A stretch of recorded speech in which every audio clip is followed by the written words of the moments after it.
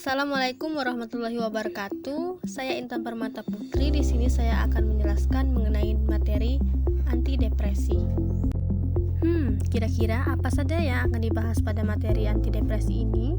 Yang pertama, ada pengertian depresi. Yang kedua, golongan obat depresi. Dan yang ketiga, mekanisme dan interaksi.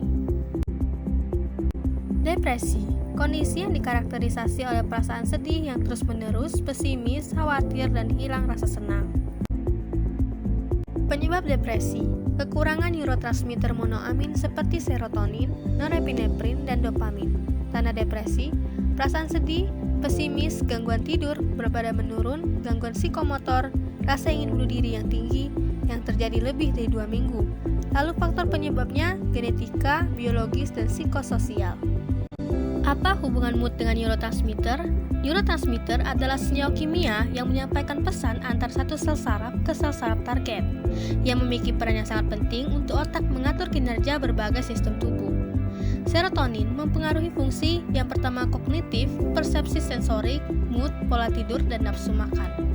Yang kedua dopamin mempengaruhi fungsi penghargaan, emosi, kognisi, aktivitas motorik, juga memori.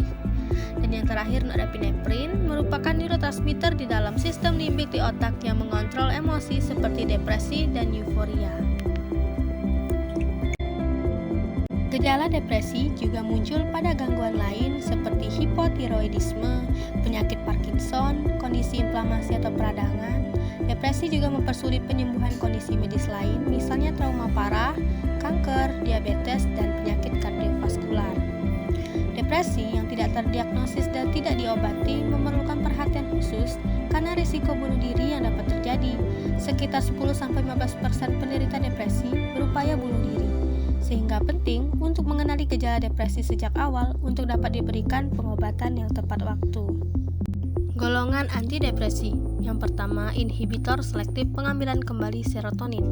Contoh obatnya citalopram, fluoxetine, escitalopram, dan fluvoxamine. Yang kedua, antidepresan atipikal. Contoh obatnya bupropion, mirtazapin, dan nefazodon. Kemudian yang ketiga, inhibitor monoamin oksidase. Contoh obatnya panazin, seregilin, dan moclobemid. Yang terakhir, inhibitor selektif pengambilan kembali serotonin, norepinefrin, dan trisiklik antidepresan. Contoh obatnya amitriptilin, imipramin, protriptilin, fenlaxapin, dan duloxetin. Inhibitor pengambilan kembali serotonin selektif. SSRIs merupakan obat utama untuk penanganan depresi karena memiliki efek samping yang lebih sedikit dan aman untuk anak-anak dan manula. Selain digunakan sebagai antidepresan, SSRIs merupakan ansiolitik yang digunakan untuk pengobatan anxiety, panik dan kecemasan sosial, obsessive compulsive disorder. SSRIs juga digunakan untuk mengobati disoporik pramenstruasi. Inhibitor pengambilan kembali serotonin selektif. Mekanisme kerjanya menghambat pengambilan kembali neurotransmitter serotonin sehingga meningkatkan konsentrasinya. Efek sampingnya gangguan fungsi seksual, gangguan saluran cerna, sindrom serotonin jika dikombinasikan dengan obat antidepresan lain.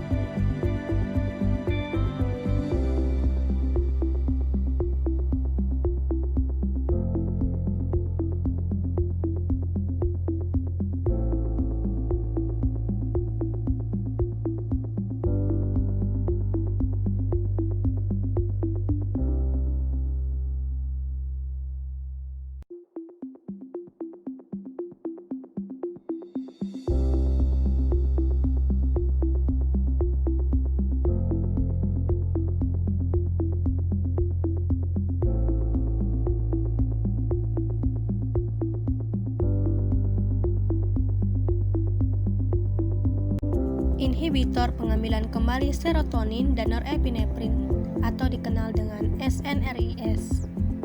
SNRIs merupakan obat trisiklik antidepresan yang mengalami modifikasi terhadap struktur trisikliknya, bekerja lebih spesifik untuk mengurangi efek samping yang ditimbulkan oleh golongan trisiklik antidepresan.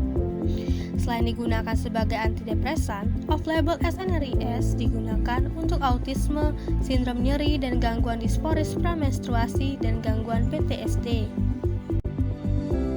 Inhibitor pengambilan kembali serotonin dan norepinefrin. Mekanisme kerjanya menghambat pengambilan kembali serotonin maupun norepinefrin sehingga konsentrasi keduanya meningkat.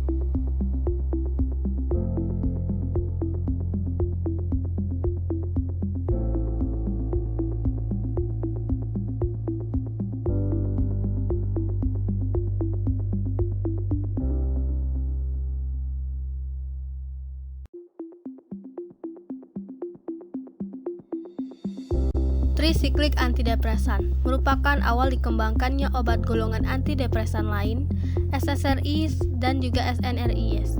Efek samping yang ditimbulkan ini disebabkan mekanismenya yang tidak hanya memblok NET dan juga SRT, namun juga reseptor histamin dan muskarinik. Antidepresan trisiklik ini memiliki efek samping yang serius karenanya tidak lagi digunakan sebagai obat lini pertama pengobatan depresi, namun dapat digunakan untuk depresi yang berat. Trisiklik antidepresan.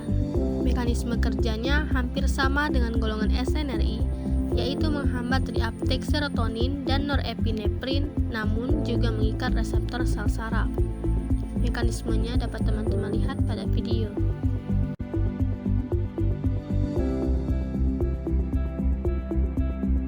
Efek samping: aritmia, blokade jantung, mulut kering, pandangan kabur, detak jantung cepat atau tidak teratur.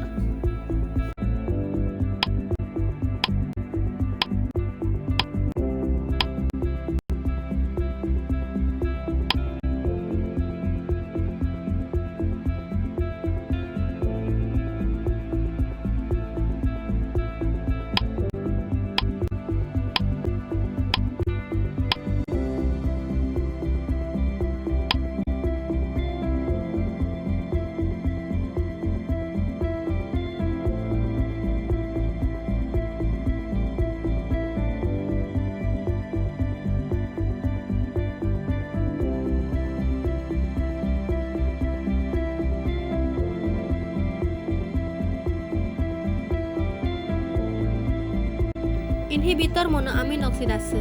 Obat golongan MAOI memiliki efektivitas yang hampir sama dengan golongan trisiklik antidepresan, namun jarang digunakan karena toksisitas dan interaksi obat juga makanannya. Baru-baru ini, inhibitor reversibel dan selektif MAOA dan MAOB telah dikembangkan dengan memiliki efek samping dan interaksi terhadap makanan dan yang lainnya menjadi lebih minim. MAOI terdiri atas MAOA dan MAOB. Pada obat golongan MAOA, moclobemid digunakan untuk pengobatan antidepresan, sedangkan MAOB, selegiline, lebih efektif digunakan untuk pengobatan penyakit Parkinson. Inhibitor monoamin oksidase. Mekanisme kerjanya menghambat enzim monoamin oksidase yang menguraikan senyawa monoamin termasuk serotonin dan norepinefrin. Efek sampingnya gangguan fungsi seksual, gangguan saluran cerna, hipotensi ortostatik.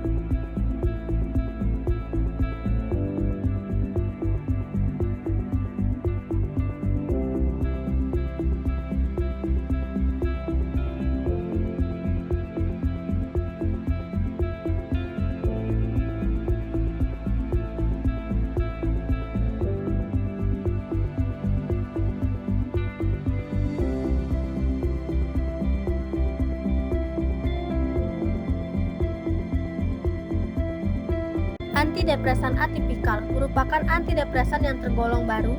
Masing-masing obat golongan antidepresan ini memiliki cara kerja yang unik sehingga tidak termasuk obat golongan sebelumnya. Antidepresan atipikal dapat mempengaruhi kadar satu atau lebih neurotransmitter terkait seperti dopamin, serotonin, dan juga norepinefrin. Bupropion, mekanisme kerjanya meningkatkan neurotransmisi noradrenergik dan dopaminergik melalui penghambatan reuptake dopamin dan norepinefrin. Mekanismenya sebagai berikut.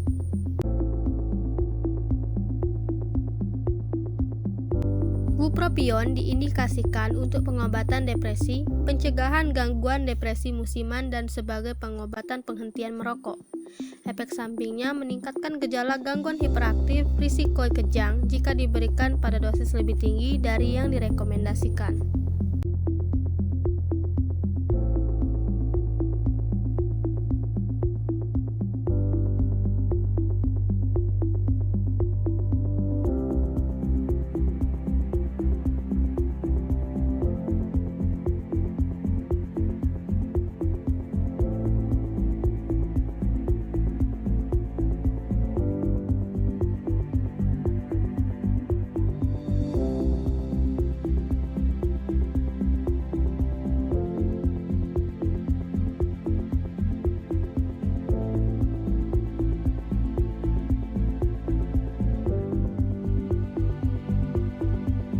Mirtazapin, mekanisme kerjanya bertindak sebagai antagonis serotonin dan menghambat reseptor serotonin 5-HT2 dan 5-HT3, juga memiliki aksi pada noradrenergik di mana menghambat reseptor alpha-2 di presinaps, di mana alpha-2 presinap ini menghambat pelepasan norepinefrin. Selain menghambat reseptor di noradrenergik dan serotonergik, ia juga menghambat reseptor histamin sehingga memiliki efek samping mengantuk atau sedasi.